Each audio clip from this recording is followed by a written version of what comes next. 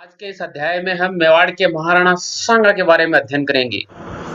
कुंभा के समय की बात करते हैं हम थोड़ा सा, क्योंकि हमें इससे और आगे ले जाना है। इसके समय इसका हम बात देखो थोड़ी सी बाद में बात करेंगे। इसका जो पुत्र है उद्दा 1468 में इसको छुरा घोंप के मार देता है। ठीक है, अब इसके बाद में क्या होता है?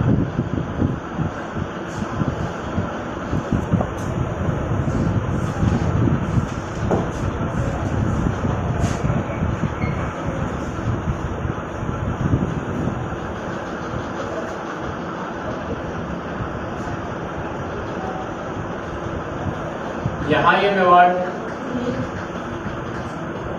यहाँ किसने मार दिया? कुंभलगढ़ के अंदर। ठीक है, किसने मार दिया? अब इसका एक दूसरा भाई है रायमल। रायमल इस समय अपनी ससुराल गया हुआ था इडर में ससुराल थी, और इडर उस समय मेवाड़ में थी, लेकिन आजकल इडर कहाँ है? गुजरात में। ये यहाँ गया हुआ था, यहाँ इसने बाप को मार दिया। तो इसे मेवाड़ के इतिहास में क्या कहा गया? पितरहंता। देखो, एक तो पितरहंता आया और ये क्या है? पितरहंता।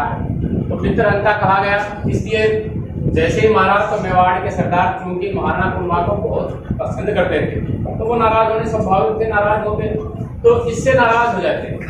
अलोकप्रिय हो गया है यहाँ पर, और उन सरदारों ने यहाँ पर रायमल को कहा कि जी आप मेवाड़ आइए। तो ये यहाँ से चलता है। ठीक है, यहाँ से यहाँ ये आ जाता है इस स्थान पर बांसवाड़ा तक। यहाँ आने के बाद में इसके सरदारों के साथ में इसका संघर्ष होता है, और उस संघर्ष के अंदर रायमल विजयी होता है। यहाँ फिर आगे आ जाता है ये चित्तौड़। इस समय इनकी राजधानी चित्तौड़ है। जैसे ही ये चित्तौड़ आता है, क्योंकि इसे पता चल गया कि रायमल के साथ सभी हैं, तो चित्तौड़ से ये कुंभलगढ़ रूप में चला जाता है। कौन चला जाता है? अब यहाँ भी इसे पता चल गया कि यहाँ भी दाड़ नहीं लेगी, क्योंकि ये पीछे आएगा, तो यहाँ से फिर ये इस एरिया में आ जाता है। सभी जो भी भागेंगे वो इसी एरिया में आते हैं। कौन सा एरिया है ये? मालवा। पीछे भी हमने देखा है, जो भी गया है वो मालवा गया। मालवा का शासक है उस समय था गयासुद्दीन या गयासा।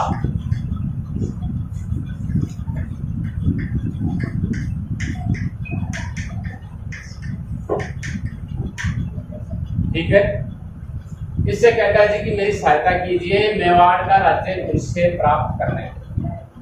लेकिन ये इसकी सहायता नहीं करता कि मैं इस प्रकार के पितरहंता शासक की सहायता करना पसंद नहीं करता हूँ, तो सहायता नहीं करता है।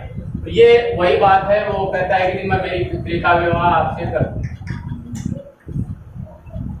ठीक है, पुत्री का विवाह करने की ये बात कर देता है, लेकिन फिर भी ये इस समय सहायता इसकी नहीं करता है, और थोड़े समय बाद में ये आक्रमण करता है गयासुद्दीन मेवाड़। फिर एक आक्रमण और करता है, और दोनों आक्रमण में ये असफल रहता है। गयासुद्दीन, इसका एक सेनापति रहता है जफर खान, यानी पहले खुद आक्रमण करता है, फिर जफर खान के नेतृत्व में आक्रमण करता है। इस समय तो ये आक्रमण नहीं करता जब तक ये जीवित रहता है। कौन है? उद्दा। 1400 उद्दा रहता है।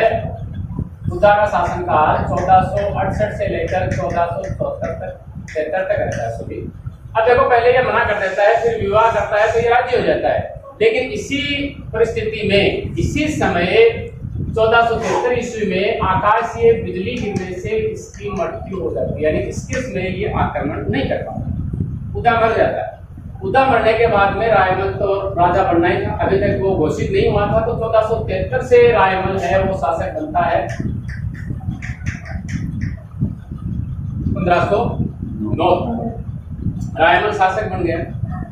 अब यहाँ गयासुद्दीन को थोड़ा सा अपने इसके जो पुत्र थे, इसके उद्दा के, उनके पुत्रों का सहयोग करने के समय मेवाड़ पर आक्रमण करने का मौका मिल जाता है कि मैं इस बहाने से मेवाड़ पर आक्रमण कर सकता हूँ। तो ये मेवाड़ पर पहले खुद आक्रमण करता है, फिर जफर खान के नेतृत्व में आक्रमण करता है, दोनों बार ये पराजित होता है।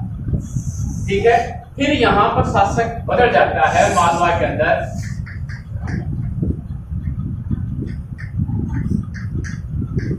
ये शासक बनता है नासिरुद्दीन या नासिर शाह, और इन दोनों में इसकी हार होती है, लेकिन इसमें इसकी क्या होती है, जीत। क्यों होती है? क्योंकि यहाँ का जो रायमल के समय, आगे हम देखेंगे किस प्रकार से सांगा बनता है, इसकी किस प्रकार से ढाई देते हैं, यानी अंदरूनी कलह इनके परिवार में शुरू हो जाती है और उसका लाभ मिलता है इसे, और ये इसको हराने में सफल हो जाता है और बहुत सारा कर लेके ही ये वापस आता है। इसकी ये बात मालवा की बात है, रायमल के समय की बात। अब रायमल चूंकि आया हुआ है तो हम कुंभा की बात करते हैं कि कुंभा ने रावदोता का पीछा किया था ना, और फिर आवड़ बावड़ की संधि हो जाती है दोनों के बीच में। और उसी समय एक चीज और होती है, जो जोधा है उसकी एक पुत्री थी संगार देवी। यदि आप ऐसे नहीं मानोगे तो मैं मेरी पुत्री का विवाह कर दूंगा। आपका जो पुत्र है कौन है? रायमल। रायमल के साथ में इसका विवाह हो जाता है। रायमल ये है, इसलिए मैंने आपको बताया है। और ये प्रसिद्ध है कि ये एक बावड़ी बनाती है, घोसुंदी की बावड़ी।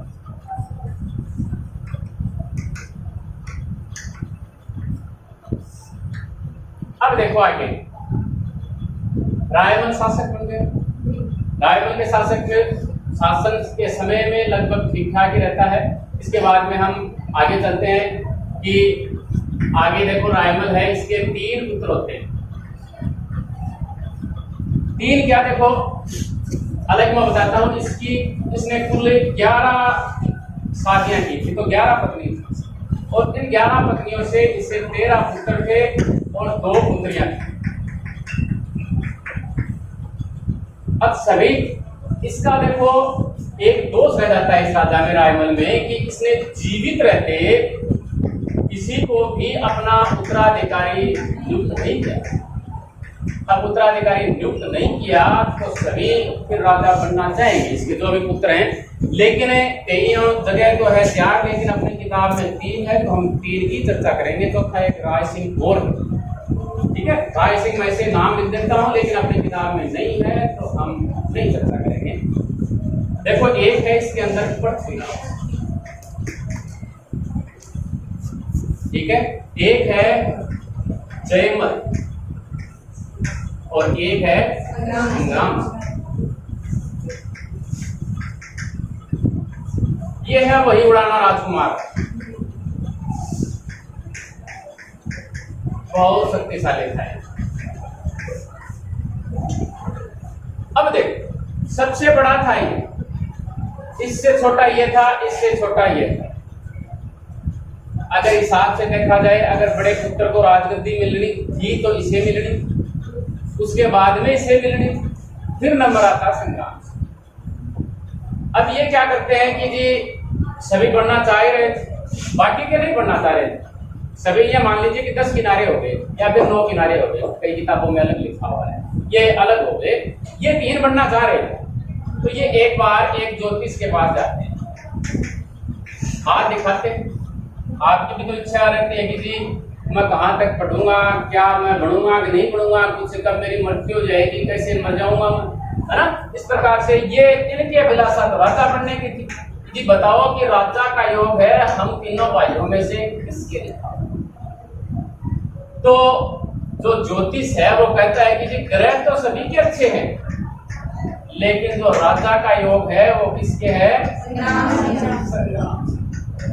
अब भाई उसी समय की जी राजा तो तब पड़ेगा ना जब हम इसको जीवित, तो दोनों भाई कोशिश करते हैं कि जी यही इसका काम तमाम कर देते हैं। तो उसी कोशिश में बेचारे संग्राम सिंह की एक आंख हो गया, एक बस बंद हो। अब यहाँ पर इनका चाचा रहता है रायमल का सारंगदेव, इसका चाचा है। इनके पिता थे कौन? रायमल का चाचा था सारंगदेव। ये करता है बीच बताओ कि जी यही ज्यादा हाथ देखने वाला है, क्या हो सकता है इसने गलती कर दी हो, है ना। हम दूसरे के पास चलते हैं। तो एक धिमल गांव में जाते हैं, वहां पर एक चारण जाति की स्त्री थी, वो भी बढ़िया ज्योतिष थी, वो कहते हैं। उसकी कुटिया थी एक, ये कुटिया हो गई, उस कुटिया में वो रहती थी। लेकिन जब ये जाते हैं तीनों भाई और सारंगदेव, 4 हो गए ना। अगर हम और की बात करते हैं तो 5वां भी है, लेकिन अपनी किताब के अनुसार चलेंगे, नहीं तो आपके वो दिमाग में अलग घुस जाएगा। ये जाते हैं तो उस समय वो चारणी वहां नहीं। अब उसका इंतजार तो करना पड़ेगा क्योंकि राजा का योग दिखाना है। तो ये इंतजार करते हैं तो उस समय एक सिंहासन सी जगह मिल जाती है। हम मानते हैं कि ऊंची, थोड़ी सी ऊंची जगह है। तो उस जगह पर एक तो बैठ जाता है पृथ्वीराज और उसके पास ही बैठ जाता है कौन है, जयमल। अब इससे तो ये दोनों नाराज थे ही, इससे तो इसको वो जगह मिलती नहीं। तो नीचे एक शेर की खाल, उस पर कौन बैठेगा, उसको लिया और संग्राम सिंह बैठ गया। और जो सारंगदेव है उससे भी कहता है कि जी आके मेरे पास जगह पड़ी है, तो यहाँ बैठ गए। अब बैठ गए, अपनी अपनी जगह ले ली इन्होंने। अब आती है जी चारणी, वही बात इनसे कि बताओ जी राजयोग किसका। तो बोला आप क्योंकि ऊपर बैठे हैं, ये शेर की खाल पर बैठा है, तो राजा बनने के योग इसके ही। तो ये कहते हैं कि जी शेर की खाल पर अगर हम बैठ जाते तो क्या हम राजा बन जाते, पर बैठे तो नहीं ना। तो ये भी यही करती है और फिर इनके अंदर संघर्ष फिर हो जाता है। और इस संघर्ष के अंदर जो इनमें संघर्ष होता है, इस संघर्ष में ये व्यक्ति है बीच बिचाव में मारा जाता है। और इसी बीच भागने का मौका मिल जाता है संग्राम सिंह को। संग्राम सिंह यहाँ से भागता है और एक गांव है यहाँ पर मेवाड़ में, सेमंत्री गांव में ये चला जाता है। उसमें यहाँ पर एक व्यक्ति था विद्या राठौड़।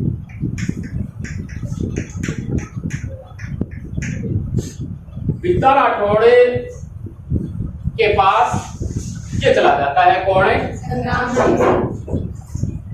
अब ये छोड़ने तो थे ही नहीं, कभी बाजार तभी बढ़ेगा ना, हम जिंदा जोड़ेंगे। इच्छा कर लिया इसका, सेमंत्री गांव में पहुंच जाते हैं और विद्या राठौड़ बेचारा इसके लिए लड़ता हुआ मारा जाता है। फिर यहाँ से ये अजमेर चला जाता है।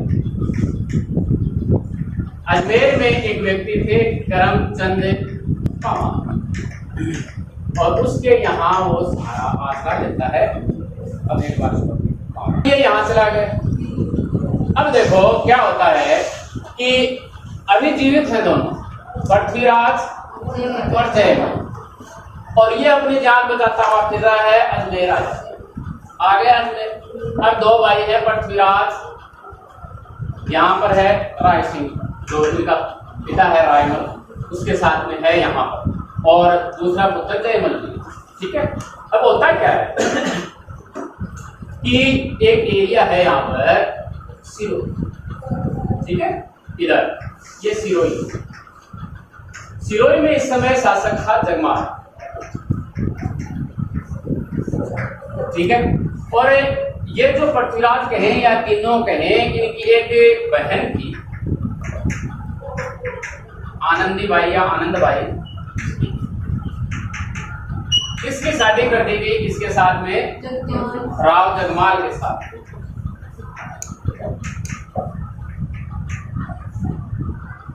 राव जगमाल के साथ में कर दी गई। राव जगमाल इसे परेशान किया करता था, इसकी बहन को या इनकी बहन। अब इसमें क्योंकि सबसे शक्तिशाली पृथ्वीराज था, इनके अंदर बहुत शक्ति थी इसके अंदर, तो इसको ये कहती है कि भैया जी मेरे को ये आपके बड़े जी परेशान कर रहे हैं, ढंग से जीने नहीं दे रहे। तो ये यहाँ से चलता है, आ गया यहाँ पर, और यानी ये कहा करता था कि मेरे को तो मेवाड़ का राजा बनने के लिए ही पैदा किया गया है, ऐसा कहा करता था पृथ्वीराज। तो यहाँ आ गया, पुलिस को देखा तो डर गया। देखा मैं कहाँ परेशान करता हूँ, कोई परेशान नहीं करता। उसकी बढ़िया तरीके से मेहमानबाजी की जाती है, और फिर जाते वक्त ये आप साढ़े जी लड्डू लीजिए और बढ़िया तरीके से जाइए आप, ठीक है, यहाँ आपको कोई परेशानी नहीं होगी। और उन लड्डुओं में मिला दिया क्या जी,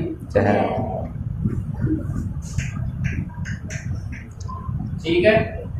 यहाँ जी पृथ्वीराज जी रास्ते में वापस चलते हुए मारे। अब बच गया जी कौन? जयमल और सरदार।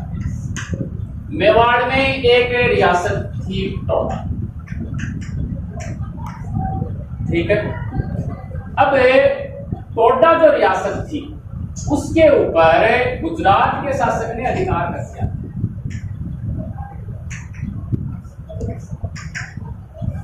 टोडा रियासत पर किसने अधिकार कर लिया? गुजरात के राजा ने अधिकार।